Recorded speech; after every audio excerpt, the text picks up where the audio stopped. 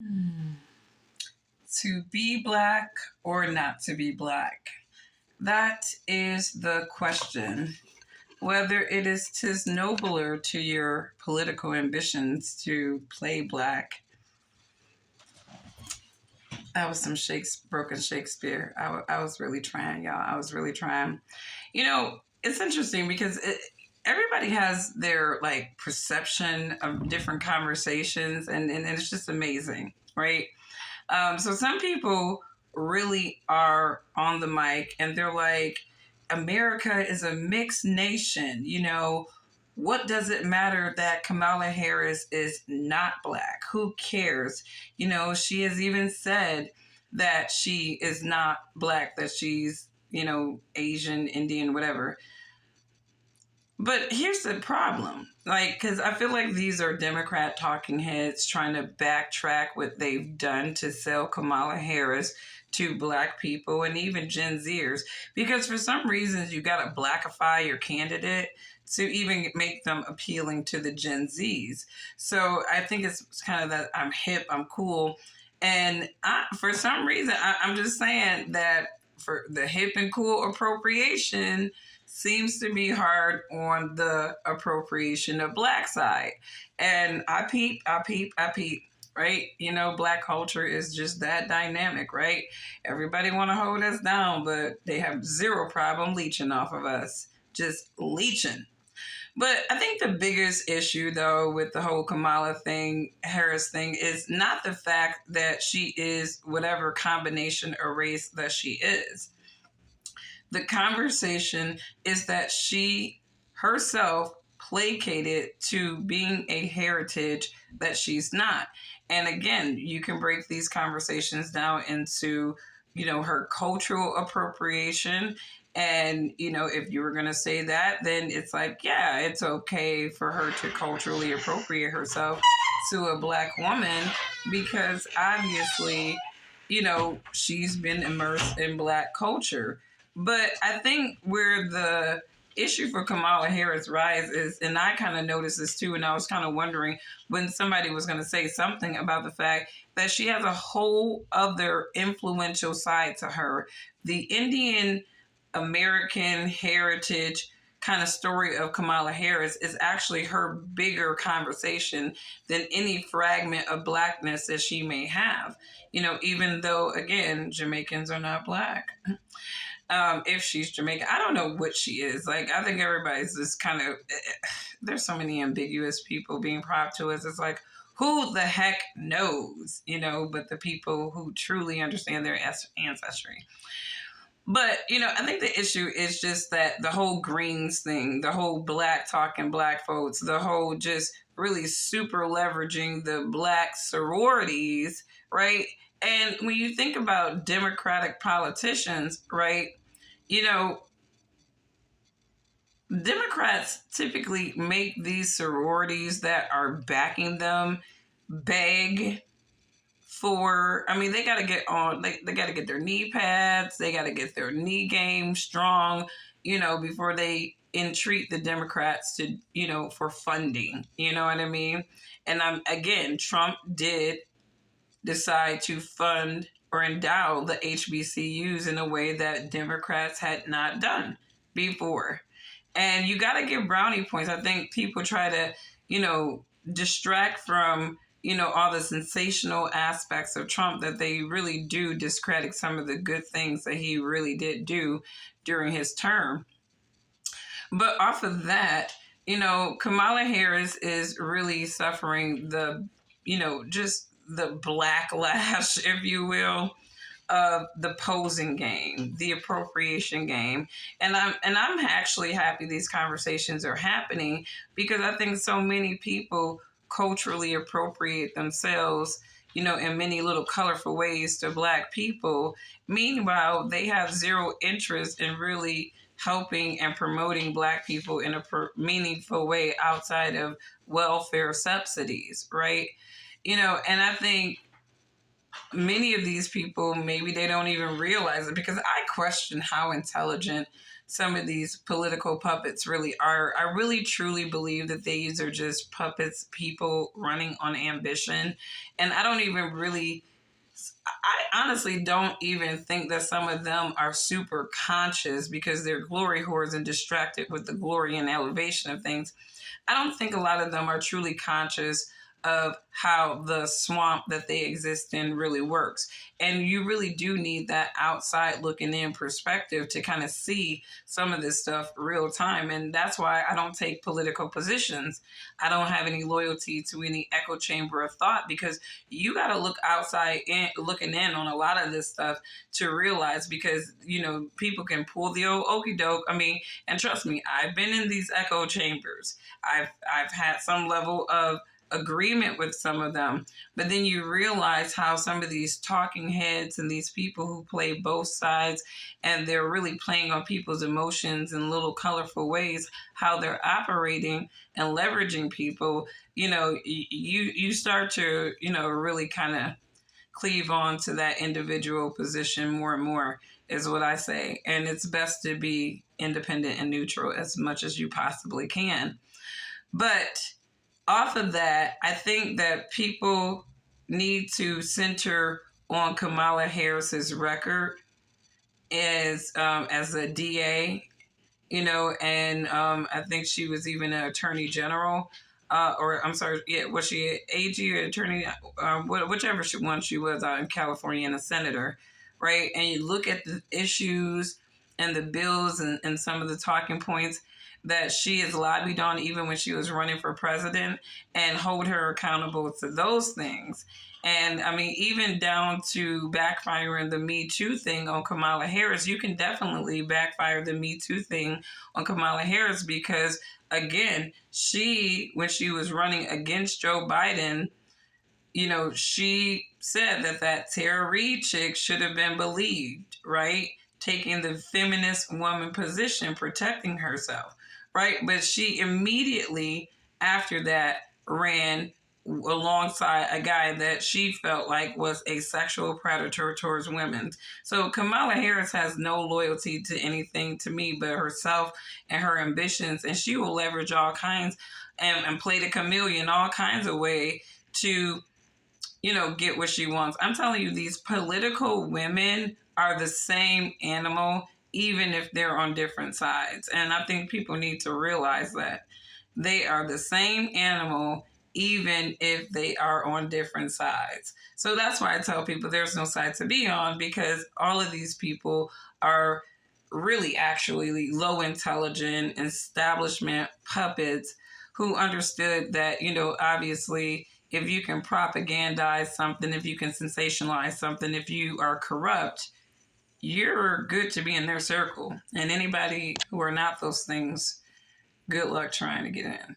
But anyways, you guys, have a wonderful, wonderful day. And happy Monday to you. There wasn't really anything else on my radar. I mean, I did catch that Georgia Trump rally. I see the conservatives,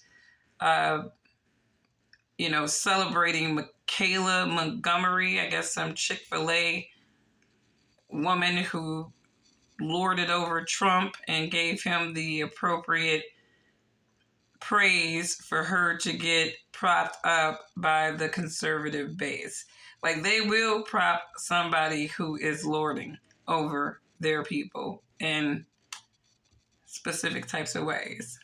But they're using her soundbite of talking about Willie Brown, the mayor, I guess, that Kamala Harris allegedly had an affair with while he was still married. And I guess she was trying to draw some parallel between Kamala Harris not caring about Black families because she was sleeping with a mayoral candidate who was essentially community penis.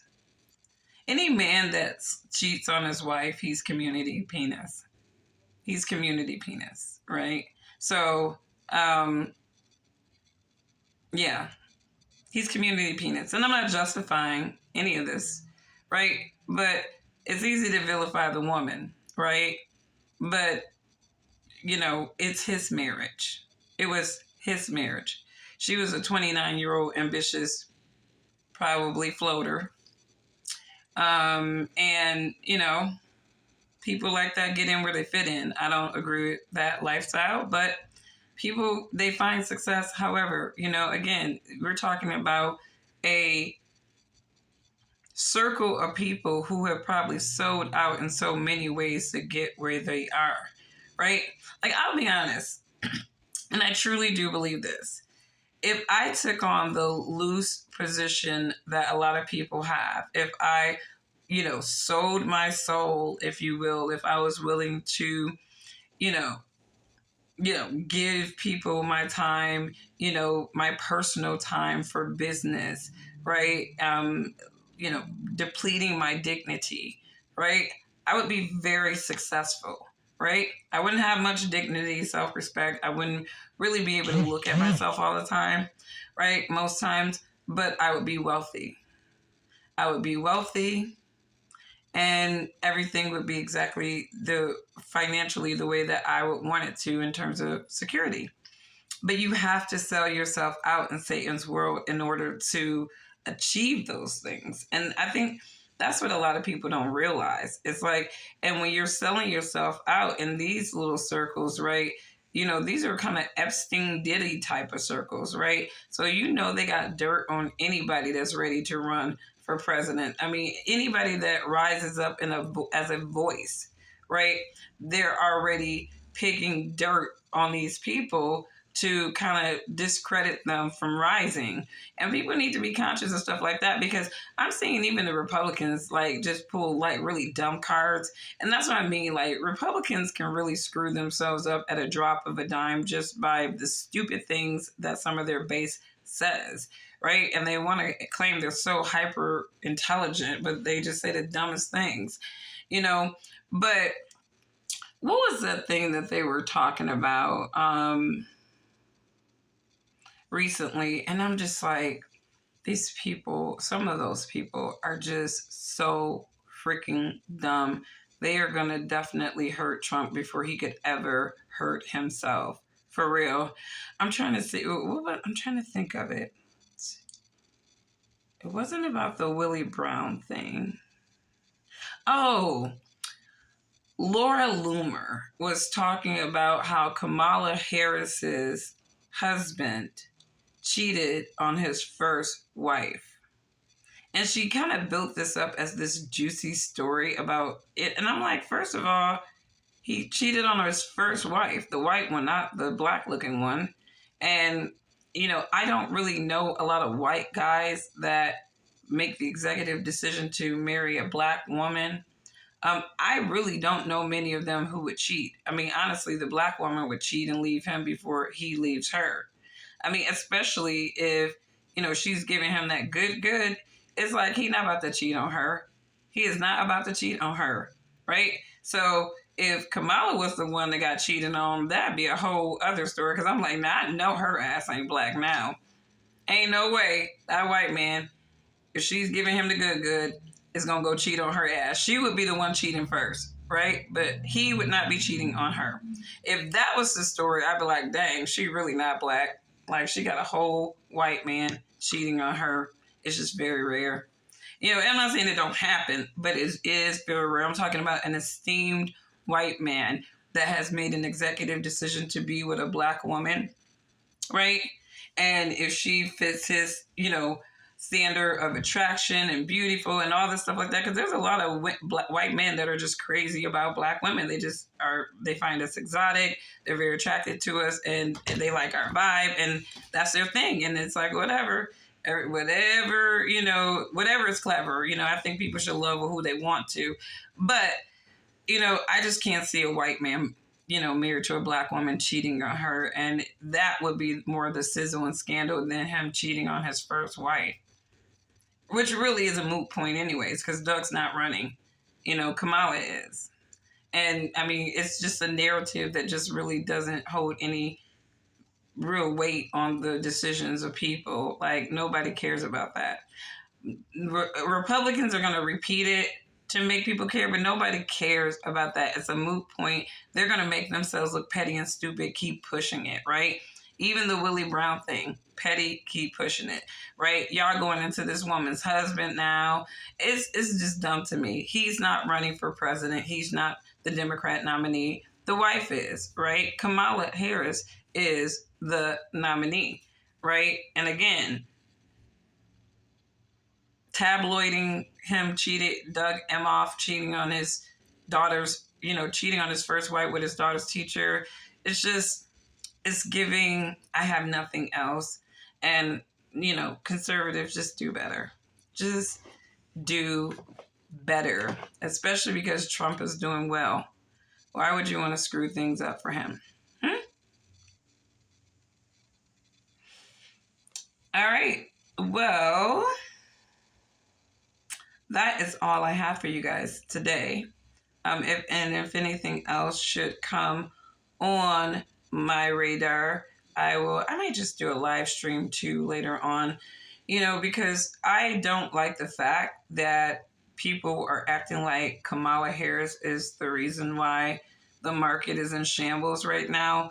It was bound that they were going to start calling the recession around this time, right? Because whoever comes into the office in November, they're going to be like, look, we caught this recession, but look, it was really just a couple of months. And then whoever the selection is going to magically, make it go away. But lots of volatility. And I think that when you see the volatility happening in the world today, right, you got a lot of social and political risk. You got a lot of, global risk because you have so many different axes of powers that are rising and are threatening the economic power of the United States. And you have factors like Iran who are considering moving on Israel. And obviously that, would make it very, very complicated I think that there could be some ingredients for some serious warfare. But I do believe that that's just really a build-up story. I do believe that, we are going to have some pretty interesting things happen because I think they have to really build up a catastrophic enough events to be able to completely reset, governmental control structures, everything. Because I think the will of the people is really an illusion, and I think we're going to learn that slowly but surely in the future. But anyways, you guys have a wonderful day. Bye.